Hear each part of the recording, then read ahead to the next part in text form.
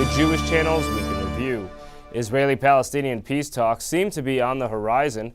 Barbara's story comes to the stage, quilting the Jewish tradition, and more of the Jewish news that's changing your world right now in this episode of the Week in Review. Hello and welcome to the Jewish Channel's Week in Review. I'm Stephen I. Weiss. Peace talks are likely coming.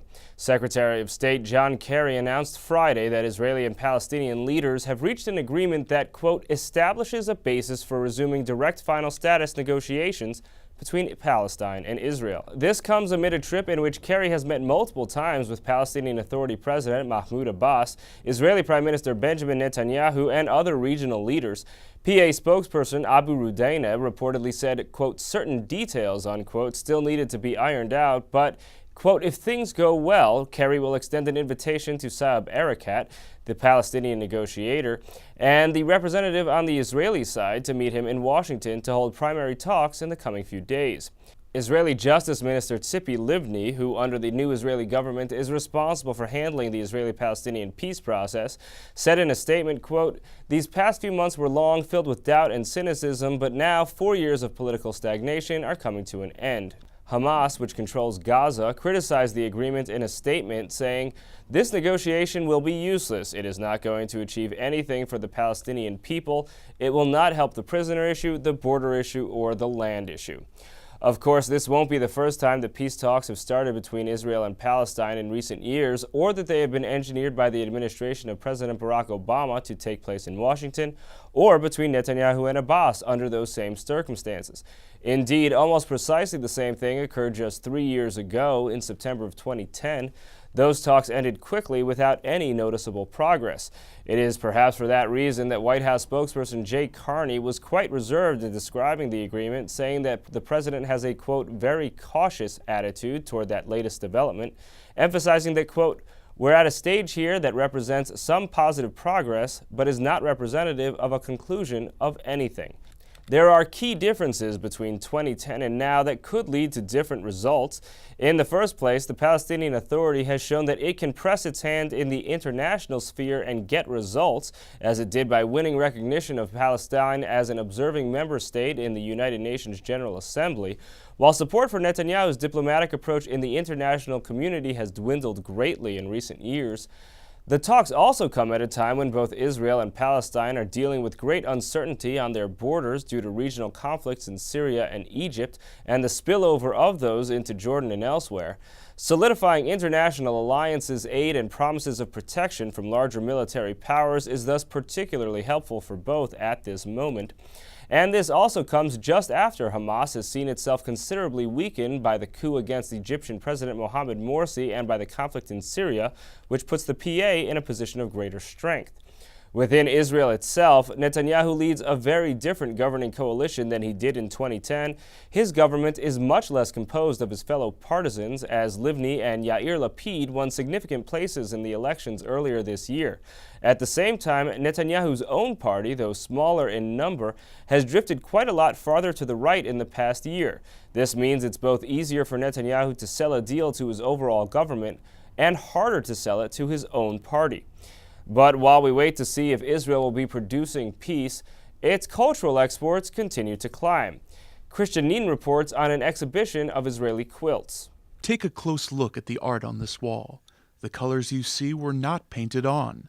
Rather, they were quilted, and this style of art quilting has now reached Israel. I visited the ArtQuilt Gallery NYC on 25th Street in Manhattan in the midst of a show of work by Israeli art quilter Maya Chaimovich, which ends August 2nd.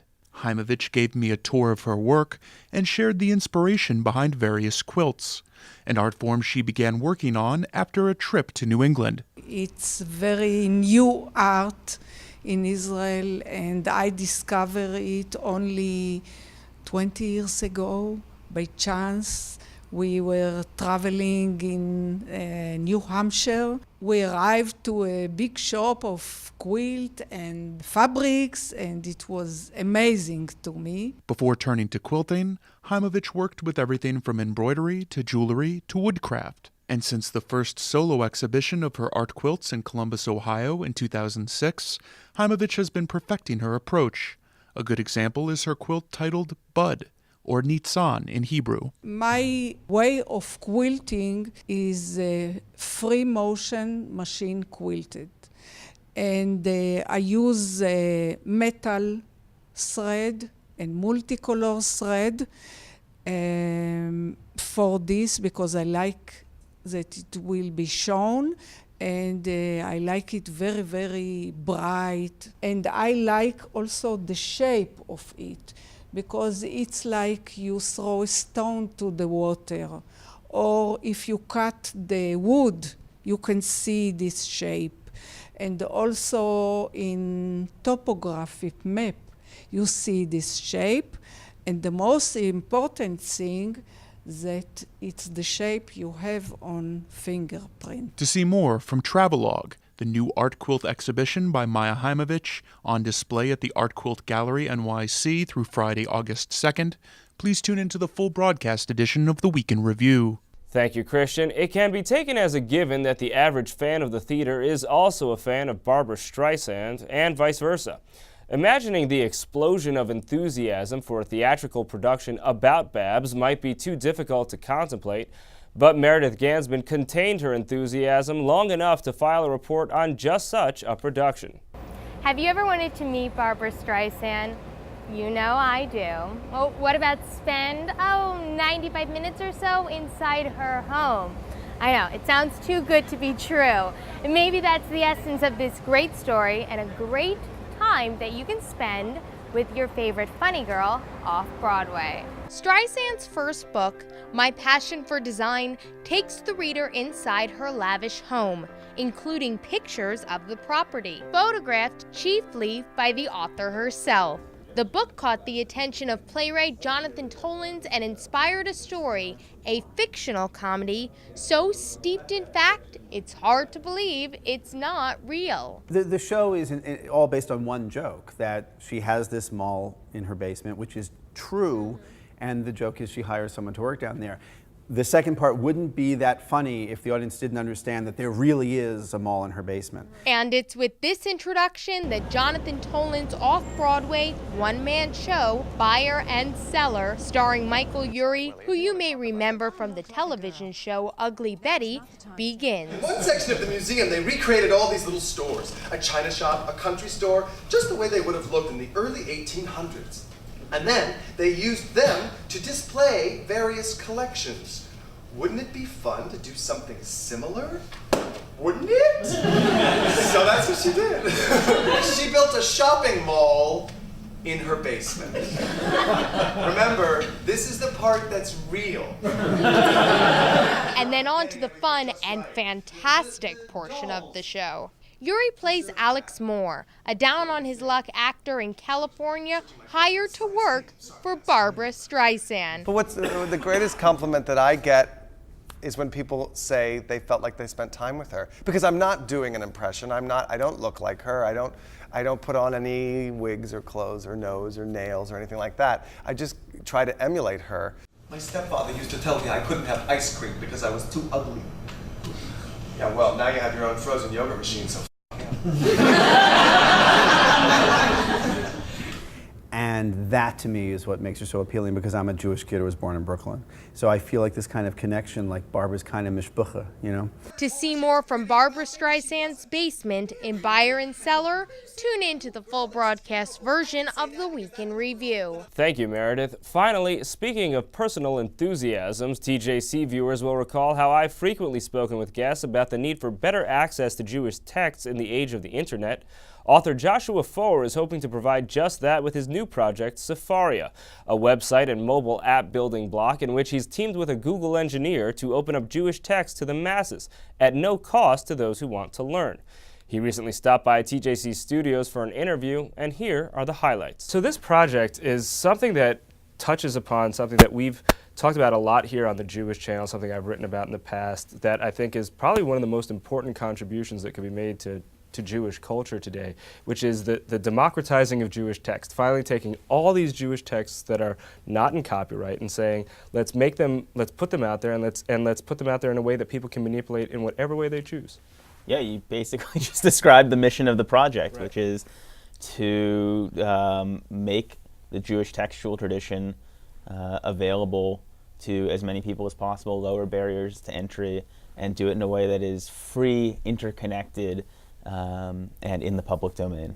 And why hasn't this happened so far? It's a great question. I mean, me and my co-founder, Brett Lochspizer, came to this project out of a deep frustration that it hadn't happened before. Brett led the team at Google that created the Google News Archive. And that's a massive technological project. Putting the entire Jewish canon online is something that we could have done 10 years ago and should have done 10 years ago. It's 2013. It's appalling that you cannot find a copy of the Mishnah online in English in translation. That's appalling. That should be a shame. That should be a collective shame of the Jewish people.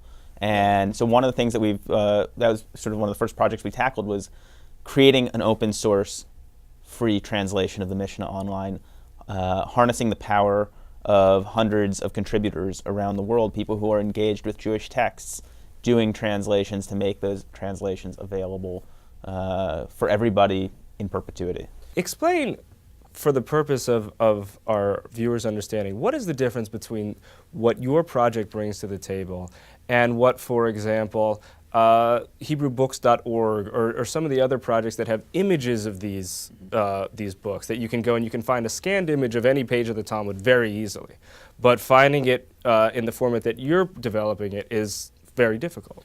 Yeah, so HebrewBooks.org is an incredible resource, and what they've done in terms of scanning and digitizing Jewish books is fantastic. What we're trying to do is actually take our textual heritage, I want to say almost back to its original modality, right? The Jewish canon is not, in a way, a collection of books on a bookshelf. It's one gigantic conversation of individuals commenting on other individuals, texts commenting on other texts. It's a gigantic interconnected web.